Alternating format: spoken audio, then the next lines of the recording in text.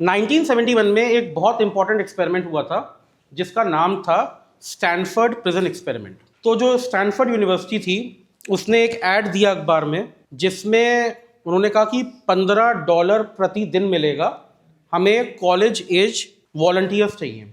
बहुत सारे लोग आए, उनमें से 24 लोग सेलेक्ट किए गए और 24 लोगों को सेलेक्ट करके रैंडमली 2 ग्रुप में बांटा गया। एक ग्रुप था जिन्हें प्रिजन गार्ड्स के तौर पे काम करना था और एक ग्रुप था जिन्हें एज अ प्रिजनर काम करना था। इसमें रैंडम डिस्ट्रीब्यूशन हुआ था प्रिजन गार्ड और प्रिजनर्स के बीच में, और बाकायदा पूरा यूनिफॉर्म वगैरह सब कुछ जो था वो उन सबको दिया गया। और एड में इसकी ड्यूरेशन थी 1 से 2 हफ्ता। 5वें दिन एक्सपेरिमेंट टर्मिनेट भी कर दिया गया।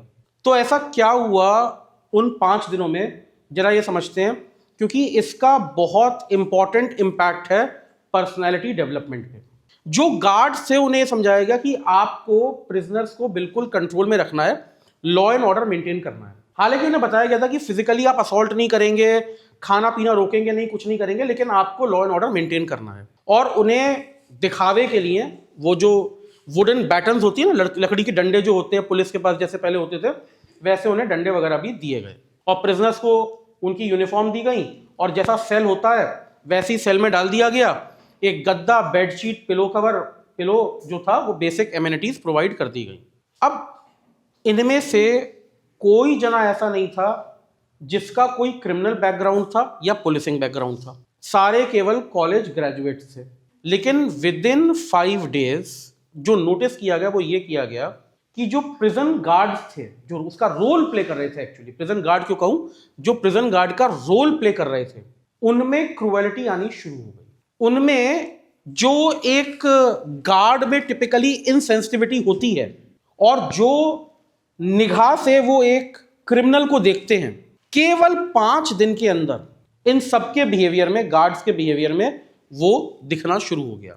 और प्रिजनर्स जो थे, जो उसका रोल प्ले कर रहे थे, जिनका कोई क्रिमिनल बैकग्राउंड नहीं था, जो स्टूडेंट्स थे, हीनता की भावना उनके अंदर में आने लगी, जैसे वो एक्चुअल प्रिजनर्स हों, जैसे वो एक्चुअल क्रिमिनल्स हों। पहले 1-2 दिन तो उन्होंने बोलने की कोशिश करी, अपनी आवाज उठाने की कोशिश करी, लेकिन जैसे ही उनको समझ में आ गया कि उनके आवाज उठाने से कुछ नहीं होगा, जैसे एक लॉन्ग टर्म प्रिजनर बिल्कुल रिजाइंड हो जाता है, ये लोग भी वैसे ही रिजाइंड हो गए।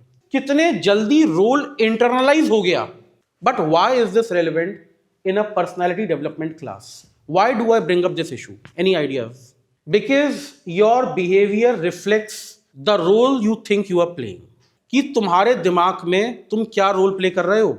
अगर मैं तुम्हारे दिमाग में जो रोल चल रहा है उसे चेंज कर दूं तो मुझे कुछ भी और चेंज करने की जरूरत नहीं है।